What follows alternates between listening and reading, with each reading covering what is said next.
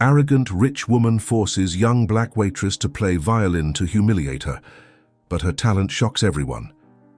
The waiter's hurried steps crossed the polished hall, nearly slipping on the waxed marble floor as the tray of glasses jingled with the movement. In the background, a string quartet played an instrumental version of an old pop ballad, softly muffled by the murmur of voices well trained in discreet laughter and sophisticated greetings. Ariel Thomas quickly bent down to pick up a fallen cork near the main staircase. It was her third event at the mansion, but the first under the direct command of the hostess, Victoria Langford. Though she had learned to move gracefully among the guests, tonight the tension felt heavier, as if the air in the hall had been scented not just with lavender and champagne, but with judgment and expectation. An older woman, her grey hair perfectly styled and a necklace of genuine pearls around her neck, extended her glass to Ariel with a condescending glance and a voice far too sweet to be sincere. "You're new here, aren't you?" "Yes, ma'am, third event." Ariel spoke softly, looking her in the eye but carefully maintaining the posture she had learned, confident yet submissive enough not to appear insolent, as her supervisor warned. From the top of the staircase, Victoria Langford descended with studied elegance, her emerald green dress swaying slightly as she walked. Her blonde hair was tied in a firm bun, her chin lifted, as if everything around her existed to highlight her presence. Beside her, Chase Langford, her 20-something son, wore a dark, finely tailored suit.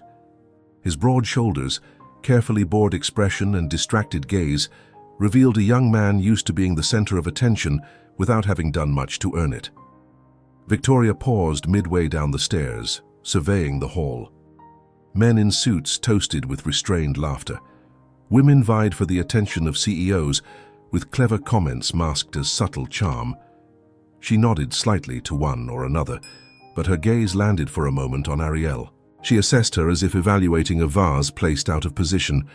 "I hope the staff is up to par," she commented coldly to Chase. "I don't want any mishaps tonight."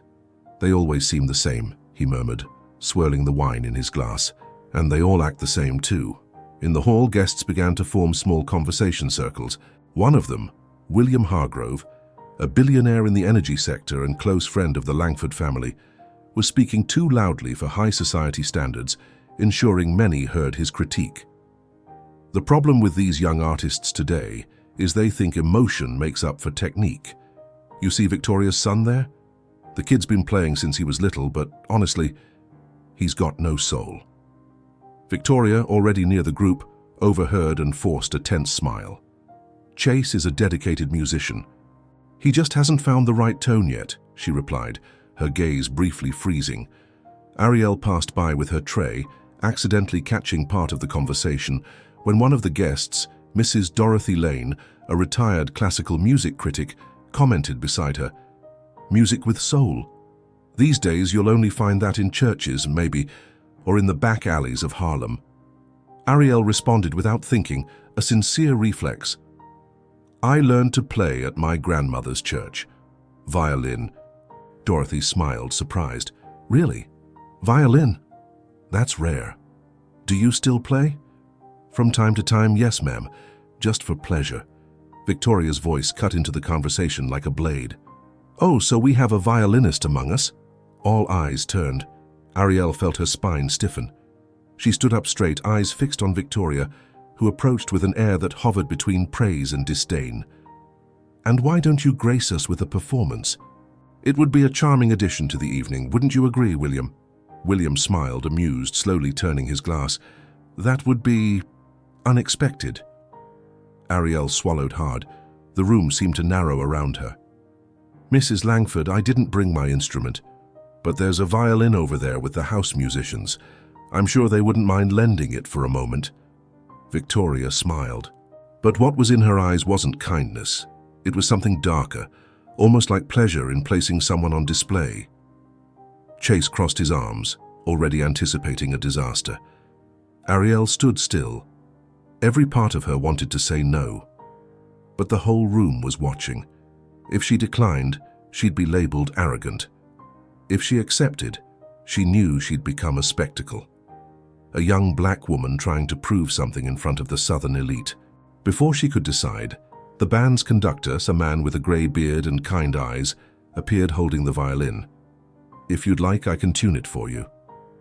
She took the instrument with trembling hands, her reflection caught in the golden mirrors on the walls.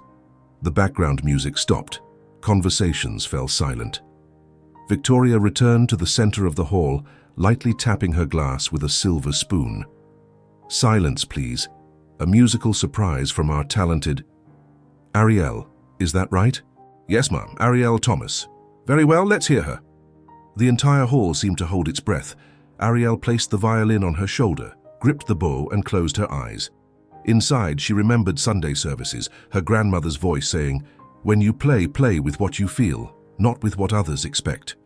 She took a deep breath and began to play. The first note cut through the air with a sharp, clear vibration, like the sound of a bell ringing across an empty field. Ariel kept her eyes closed, her shoulders relaxed, her fingers agile on the strings. She hadn't planned what she would play, but her fingers knew the way. It was a melancholic melody, slow at first, almost hesitant, like someone introducing themselves to the world for the first time. The hall remained silent. Not even the clinking of silverware could be heard. The murmur of voices was swallowed by the invisible force rising from each note. Gradually, the melody swelled, gaining intensity, alternating between mournful highs and powerful lows. The restrained sadness of the opening gave way to courage. The technique was there, but what truly held every gaze was what slipped through the music: pain, strength, and raw beauty. Victoria Langford, who had started with a superior smile, slowly lost control of her expression. A muscle in her jaw began to twitch. She noticed the gazes around her, all fixed on Ariel. But it wasn't pity or mockery. It was admiration. Chase, standing next to his mother, pressed his lips together. He crossed his arms tightly, clearly uncomfortable.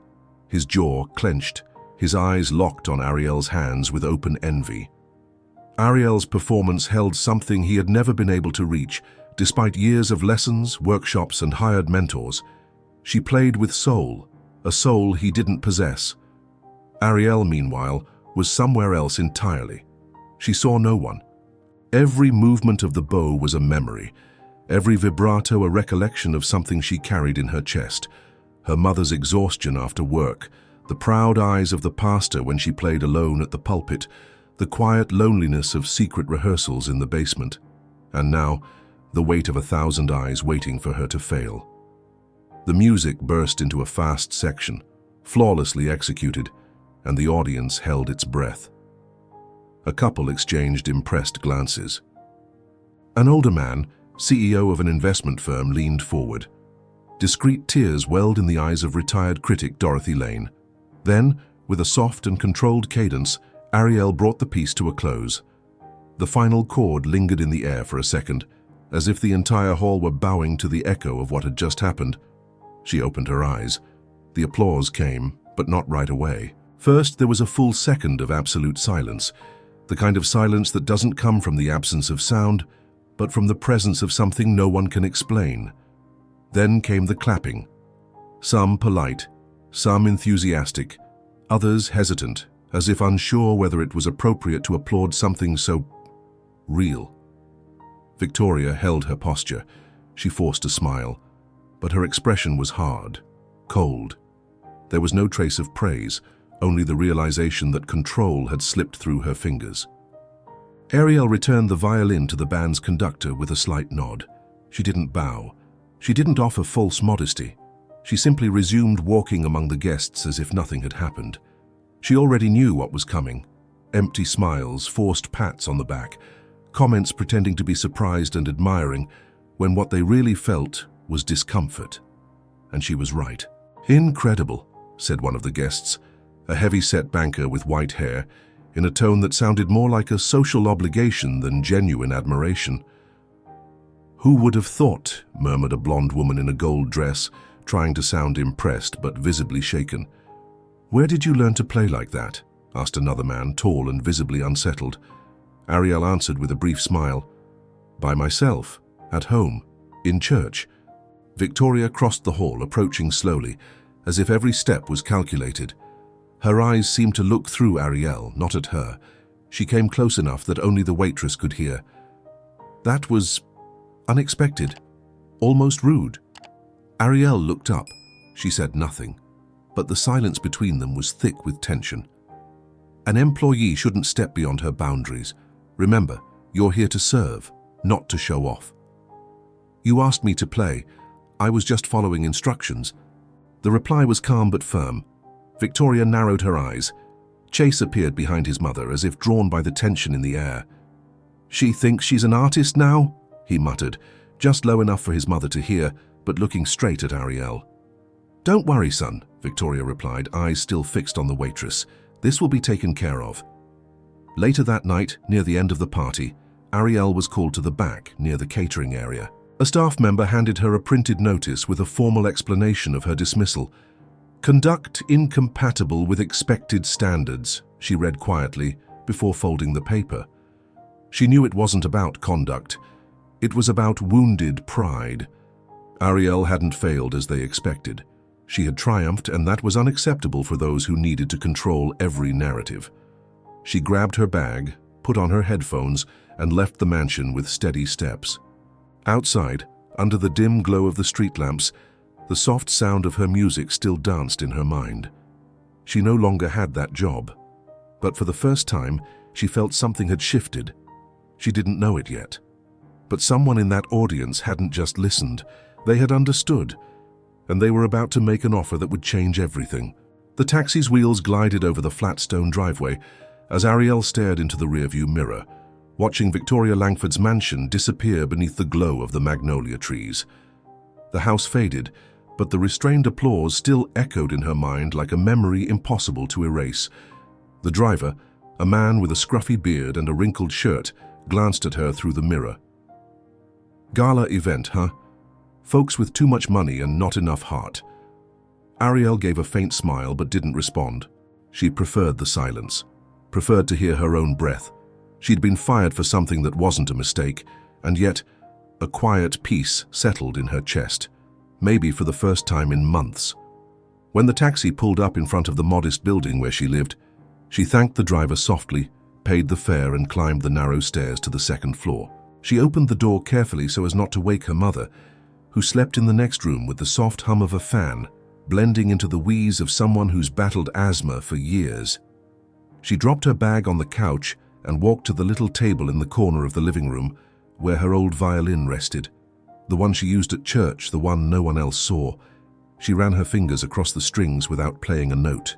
That night, she had faced the world with another instrument on another stage, but the essence had been the same. She sat down by the window. Her phone buzzed. A text from an unknown number.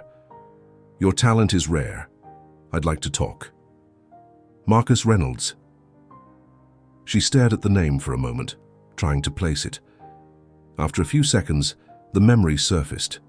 That man in the corner of the room, watching her quietly during the performance. Black, elegant, with the air of an artist, and the eyes of someone who feels music. She vaguely remembered someone mentioning his name during the event. Marcus? Something from Juilliard? Her reply was hesitant, but polite. "Good evening, sir. How did you get my number?" The response came quickly. "One of the quartet musicians gave it to me. I'm a professor at Juilliard. I was at the party tonight. I've never heard anything like that from a self-taught musician. Can we talk tomorrow?" Juilliard. The word sounded almost mythical.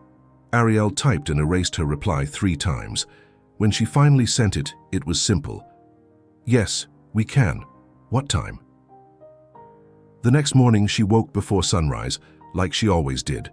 Made her mother's coffee, organized the medications, cleaned the living room. As she stirred a pot on the stove, she checked her phone. A new message. 3 p.m. I'll meet you in front of the public library. I'll be wearing a gray hat. The day passed slowly. The humid heat clung to the walls. Ariel changed clothes 3 times before settling on a simple blue dress, low heels, and a small notebook in her bag, the same one she'd been writing sheet music in since she was 12. At the appointed time, she was already on the sidewalk in front of the library, eyes scanning the crowd.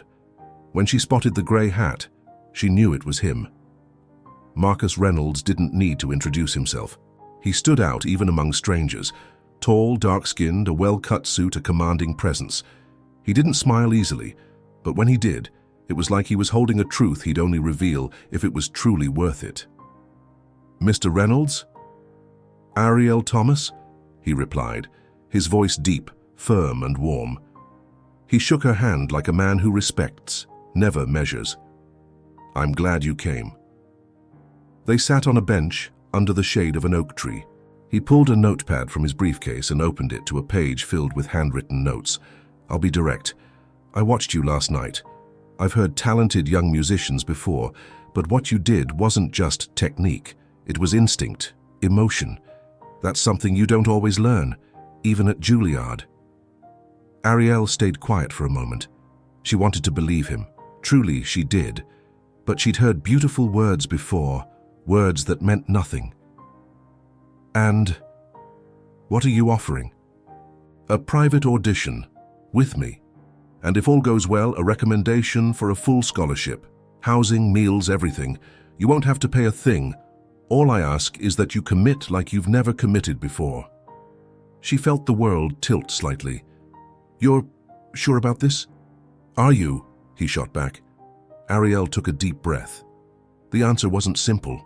She had her mother, the rent, the routine that kept her grounded and kept her from falling apart. But she also had something new, a sliver of possibility she'd never dared to open. "I am." "Then start preparing. You've got 2 weeks. The audition's in Atlanta. I'll make sure your name's on the list." Marcus stood, adjusted his hat, and looked at Ariel with a steady gaze. "Don't ever apologize for your talent, Ariel. Not again. They're the ones who need to adjust to your light, not the other way around." She sat there, watching as he walked to his car. When he was gone, Ariel closed her eyes and let a quiet smile escape. This wasn't a dream. It was real. 2 weeks, that's all she had. But for the first time, it was all she needed. The bow striking the strings sounded raw, almost brutal, yet still controlled. Ariel held the violin firmly, sweating under the dim light of the small room she'd turned into a makeshift studio. The fan spun slowly in the corner, pushing around the hot afternoon air. She had been practicing for almost 3 hours without a break. Her fingers were starting to ache, her shoulders heavy, but her mind was somewhere else. The handwritten sheet music on the nightstand beside the bed was covered in circled notes, arrows and scribbled reminders like, "Hold emotion, don't rush, breathe here." She didn't need anyone to tell her how much this mattered. The audition was set for the following Friday in Atlanta. Marcus Reynolds had made it clear, "I'm not putting you there out of charity, it's because you deserve to be there, but you'll have to prove yourself." From the other side of the door, her mother's coughing echoed weakly. Ariel lowered her instrument immediately, crossed the room in silence and entered with a glass of water. Mrs. Thomas, her voice soft and eyes tired from years of struggle and work, smiled even as she dabbed her mouth with a tissue. "You're playing like never before, baby," she whispered. "Almost feels like your daddy came back to hear it." Ariel held her hand. "Mom, I'm going to Juilliard." The sentence hung in the air for a moment. "What do you mean? That music school in New York?" "Yes. A professor saw me perform at the party. He said, I have a real chance. He's taking me to an audition. He wants to get me a scholarship." Her mother's eyes shimmered with pride and fear at the same time. "But what about work? What if it doesn't work out?" "What if it does?" Ariel replied, squeezing her mother's hand. "If it does, you'll never have to worry about rent or medicine or anything ever again, I promise." Her mother nodded, and the two embraced in silence. While Ariel rehearsed and fine-tuned every detail of her chosen piece, a reimagined version of Meditation by Massenet, woven with blues and gospel improvisations, across town, inside the Langford mansion, a silent storm was gathering. Victoria paced the sitting room, her wine glass trembling slightly in her hand. The end-of-night chatter still echoed in her mind, the looks directed at Ariel, the murmured praise, the comments disguised as admiration for raw talent. The humiliation still pulsed like an open wound. Chase walked into the room holding a tablet. "You know who that man was, the one who spoke to her after she played, the guy with the hat." Victoria didn't respond. She slowly turned her face toward her son. Marcus Reynolds, professor at Juilliard. I saw a post on social media. One of the guests tagged him in a photo. And now he's talking about the girl. Saying what? That he's recommending her for a scholarship. That she's a rare and urgent talent. Victoria gripped the wine glass so tightly it nearly cracked. This can't be serious. It's ridiculous. A waitress, self-taught, getting into one of the most prestigious institutions in the country. She laughed bitterly. They're turning it into some kind of redemption spectacle. Chase rubbed the back of his neck, uneasy. He hated to admit it, but Ariel had stirred something in him he couldn't name. It wasn't just talent. It was the way she had eclipsed him in front of everyone. If she gets accepted, and they crown her as the new rising star, what does that say about me? Victoria paused. For the first time, she looked at her son not as an heir, but as a man. And she saw what she had never wanted to admit. Chase was average, good enough to impress at dinner parties, but never brilliant, never unforgettable. Don't worry about her. This world wasn't built for girls like Ariel. They get a moment of fascination, then people forget. But even as she said it, Victoria didn't sound so sure. Because something about Ariel's posture that night, the way she didn't smile, didn't thank the applause, didn't beg for attention, said she wasn't the kind to fade. On the morning of the audition, Ariel woke before the sun. She would travel with Marcus to Atlanta. He waited for her in an unmarked car parked at the corner. She hugged her mother long and silently goodbye. Violin case in hand, notebook in her bag. The nerves burned inside her, but she breathed the way she had learned, deep, steady, until the trembling stopped. In the passenger seat, Marcus glanced at her. "Ready?" "No, but I'm going anyway." He nodded with a half smile. That's how it starts. The best don't wait to feel ready, they just go. During the drive, they didn't speak much. He let her listen to music through her headphones while she watched the scenery change. From modest neighborhoods to highways to open fields, and finally the first buildings of Atlanta rising on the horizon. When they arrived at the music building where the audition would take place, Marcus walked ahead with confident steps. He made his way to the reception desk, signed her name and handed over an envelope. "All set. You'll be the last one this morning." Ariel waited alone in a practice room, just her and the violin. When her name was finally called, she stepped into a small auditorium where 3 professors sat in front of her, and Marcus stood in the back, observing. No welcome smiles, just clipboards, watchful eyes, and cold expectations. She positioned the violin, closed her eyes, breathed, and played. The first notes emerged with the softness of a confession. Then came the shadows, the long, aching bow strokes. Her gospel-rooted improvisations transformed the classical piece into something alive, something pulsing. It was as if she were telling an entire story through sound, of struggle, faith, and rebirth. When she finished, there was no applause, only silent scribbles. One of the professors, a woman with round glasses and her hair tied back, looked up. "How many years of formal study?" "None." Another professor, an older man with a stern expression, leaned back in his chair and crossed his arms. "And who taught you that phrasing? Church and the street?" There was a brief silence. Then Marcus stepped forward. "Thank you. That's all for today." Outside, Ariel could barely breathe. She thought she had done badly, thought she hadn't been enough. But what she didn't know yet was that the echo of that performance was only just beginning to spread. That night, Ariel couldn't sleep. Lying on her bed, the fan turning lazily above her head, her eyes fixed on the poorly painted ceiling, she replayed every note of her performance. The silence after the final musical phrase echoed louder than any applause. And because there had been no clapping, only stares and scribbles on clipboards, she could only wonder. Had she made a mistake? Had her boldness, the fusion of gospel and classical, been seen as disrespectful? Her phone sat face down on the nightstand. She had checked it at least 50 times since getting home. No messages, no calls. The uncertainty hurt more than the ache in her fingers. The next morning, while out buying bread for her mother, her phone buzzed. A message, unknown number. "Ariel Thomas, congratulations. Your performance was met with great enthusiasm by the committee. Please contact us by Monday to sign your full scholarship and housing agreement. Juilliard Extension Atlanta Coordination. Her breath caught. She froze on the sidewalk. The world seemed to slow for a few seconds. She read it again and again. And when she finally accepted it was real, she brought her hands to her face and cried.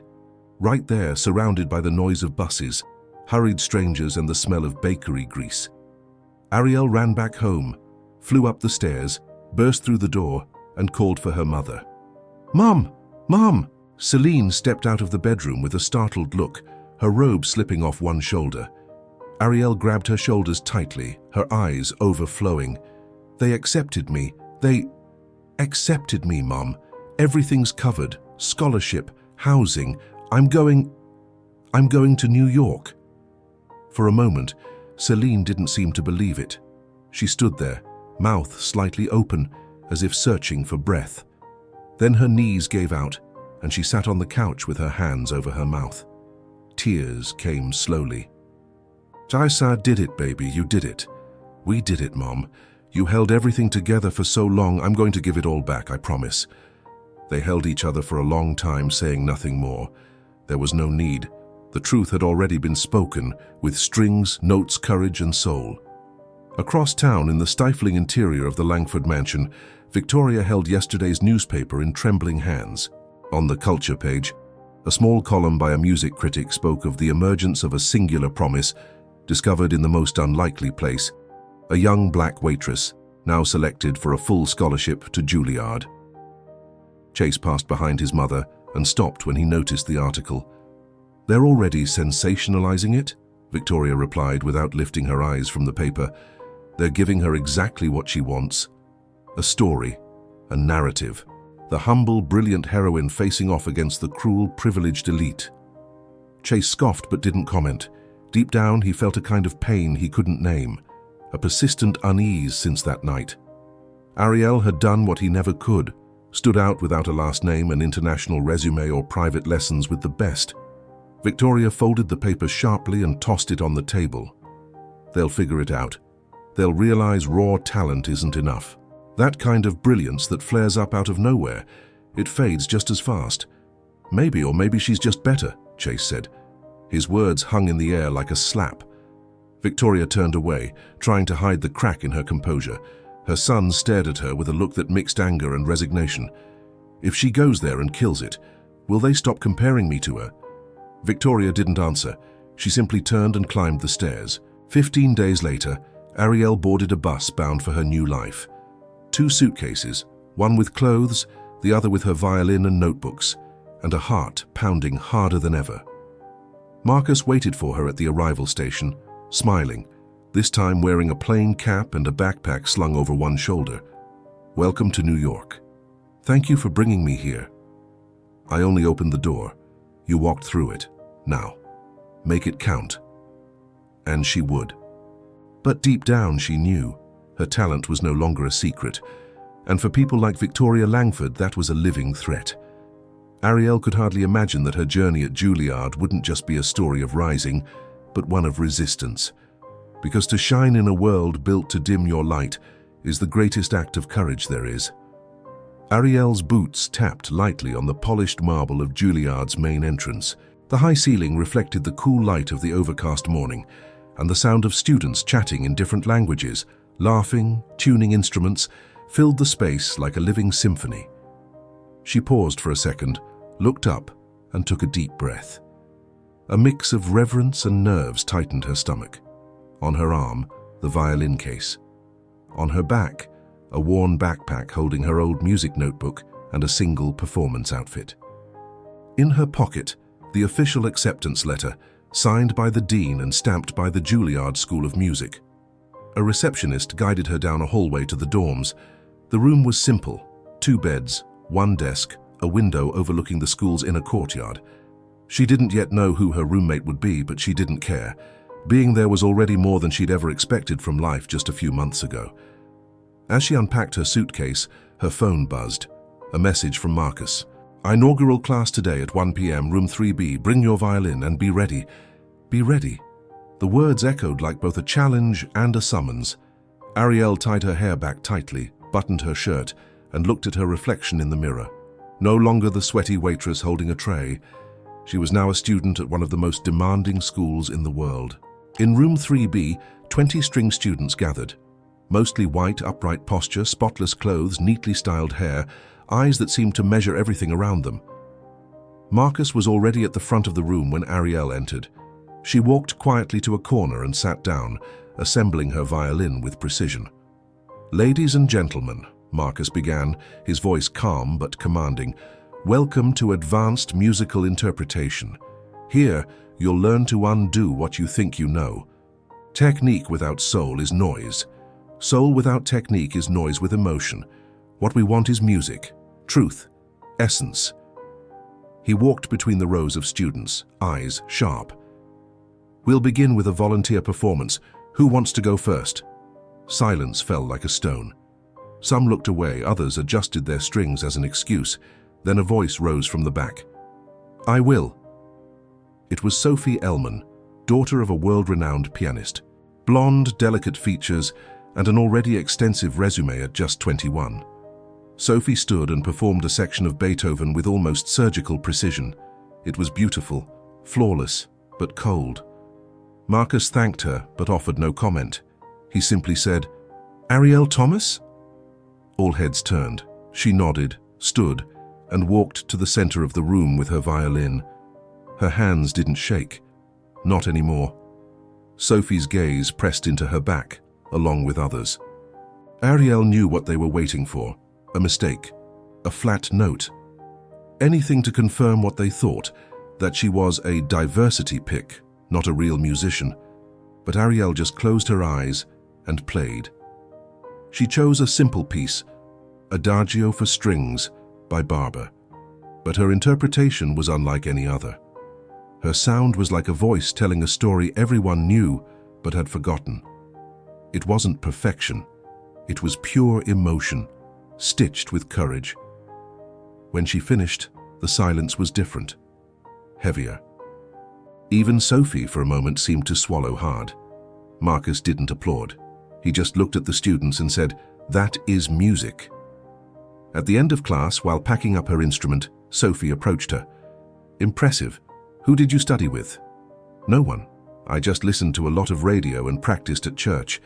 Sophie blinked, confused. She was used to hearing names of European conservatories, summer festivals in Vienna, or master's studies with Russian professors. "Well, then congratulations. You made a miracle happen." It wasn't a miracle, it was a fight. There was no arrogance in her voice, just truth. In the days that followed, Ariel threw herself into a demanding rhythm: music history classes, orchestra rehearsals, advanced theory, improvisation sessions, and chamber group practices. Sometimes she felt like she didn't belong. Other times, like she was the only true sound among a sea of well-tuned noise. Marcus guided her with a firmness softened by the care of someone who knew what it cost to be where she was. One night, after an exhausting rehearsal, he asked her to stay back in the empty faculty room. "They're watching you closely, Ariel, twice as closely. I've noticed every mistake feels 3 times heavier. Yes, because you're a woman, because you're black, and because you didn't come from where they did. But don't forget, what you have can't be taught. They memorize. You feel." She nodded, swallowing the things she wanted to say. "When it's time for your first recital," he continued, "you're not just going to play to impress. You're going to play to remind everyone that you're here because you earned it. Got it? Got it. Then promise me. No dimming your light. Not today. Not ever." Ariel promised, with her eyes and with her soul. As she built, note by note, her presence within Juilliard, the echoes of her talent began to reach beyond its halls. Professors mentioned her in meetings, students recorded her in secret. A short video of her playing during an informal rehearsal went viral online.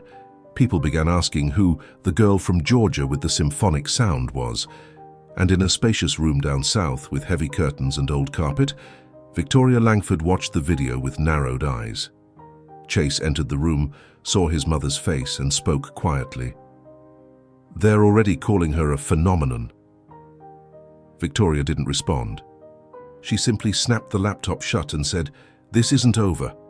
On the black screen, her reflection looked harder now, as if her wounded pride had morphed into a mission.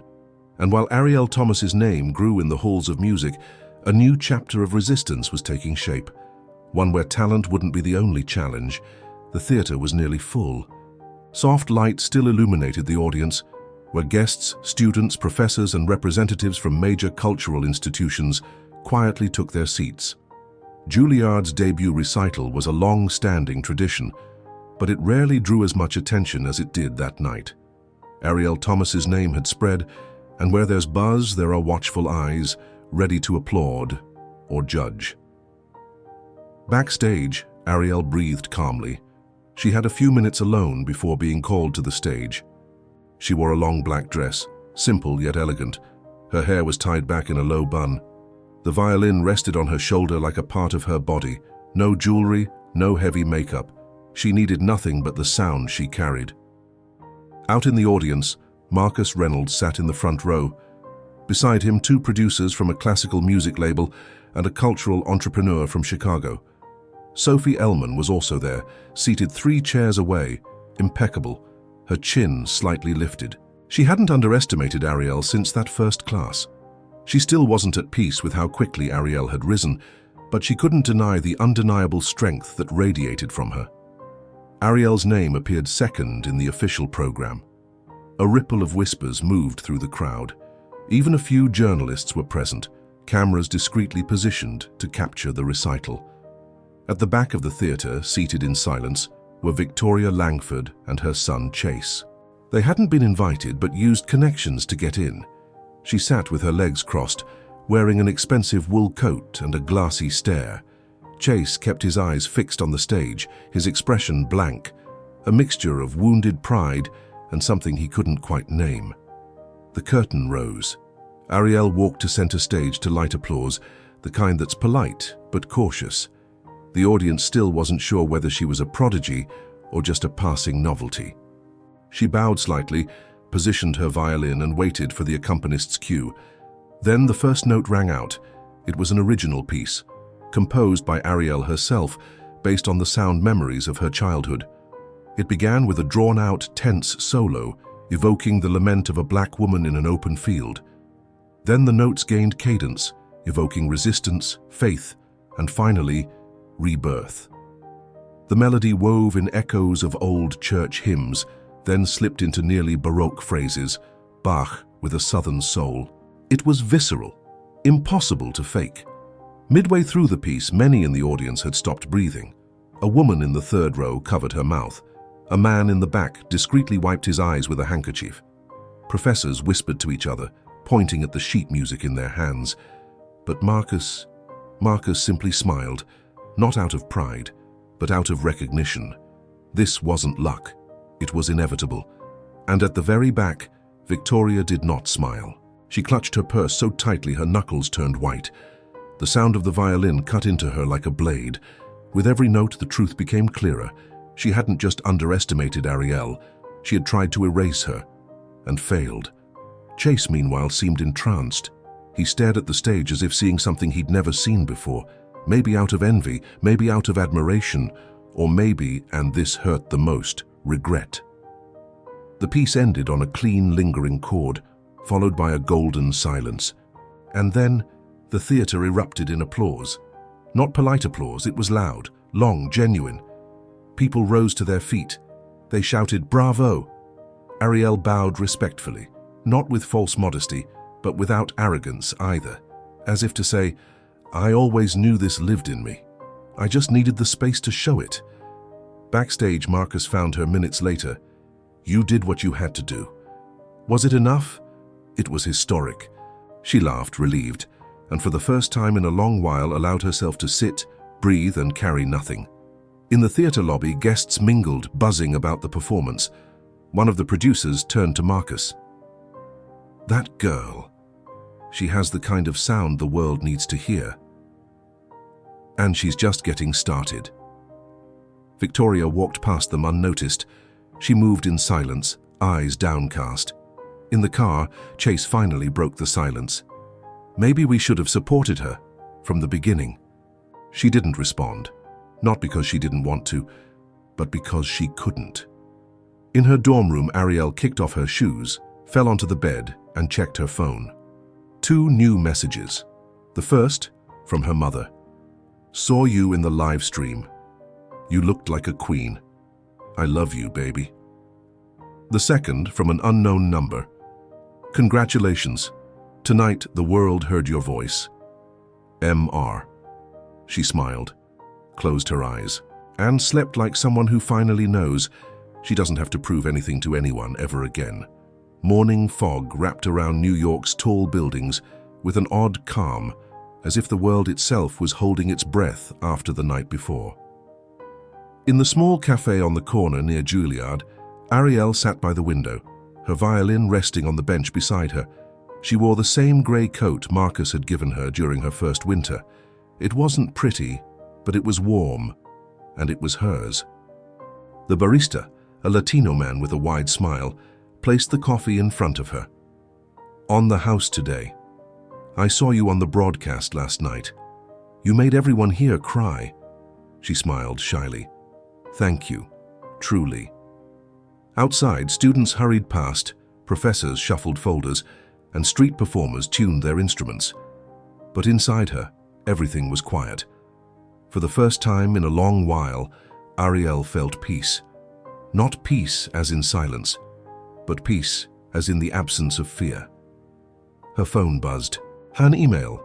Subject, tour invitation. Roots of America project. It was from a director at the Lincoln Center. They were inviting Ariel to join a series of performances with regional orchestras, blending classical music with African-American musical heritage. They wanted her to be the face of the campaign, not just for her talent, but for what she represented. The message read, "You didn't just play music last night. You gave a voice to those who never had a stage."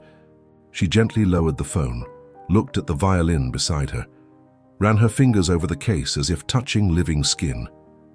This was it, the beginning of everything.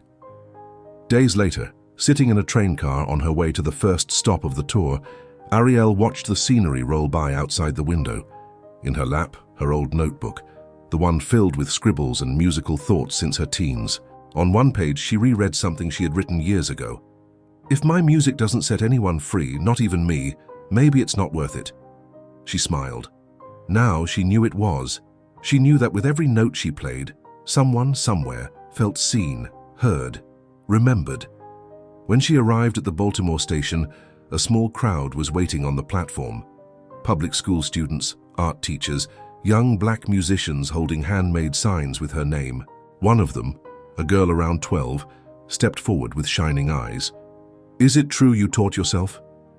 "Yes. I learned by listening, by messing up, and by trying again. I want to play like you." Ariel knelt down in front of her, taking the girl's hands. "You're going to play even better. You'll start earlier. You'll have more doors open, and when that happens, remember to leave a window open for whoever's coming behind you." The girl nodded, emotional. Her eyes said everything. Something had shifted right there in that moment. As Ariel carved her place into the music world, a phone rang in a luxurious southern office. Victoria Langford answered with a curt voice. On the line was an old acquaintance, owner of a cultural magazine. "You saw her, didn't you? She's everywhere." Victoria sighed. She looked out the window, where the garden trees swayed gently. "Yes, I saw. Hard to believe it all started in your house. Could have been a different story. You could have been part of it, her mentor." Victoria cut him off. "I'm no one's mentor. Not anymore." The call ended in silence. Victoria hung up. She walked over to the fireplace, where a photo of Chase still rested next to an old trophy. She picked up the day's newspaper. On the front page, a photo of Ariel, violin in hand, chin lifted, the stance of a woman fully formed. Above the image, the headline read, "The New Voice of American Classical." She folded the paper carefully, and for the first time in a long while said nothing, not out of pride, but because there were no words left that could fit that defeat. On the final night of the tour, Ariel performed at Carnegie Hall, alone at center stage. No orchestra, just her and her violin. The theater was full. High up in one of the boxes, Marcus watched with his arms crossed, his expression firm and full of emotion. And before she began to play, she spoke into the microphone. "When I was a little girl, my grandmother used to say that music is prayer without words. Tonight, I'm not praying for myself. I'm praying for every invisible child, for every black woman who stayed silent, for every sound they tried to silence and failed." The first note echoed like a divine breath. In that moment, there was no waitress, no high society party, no limits, only sound, the sound of freedom, the sound of victory.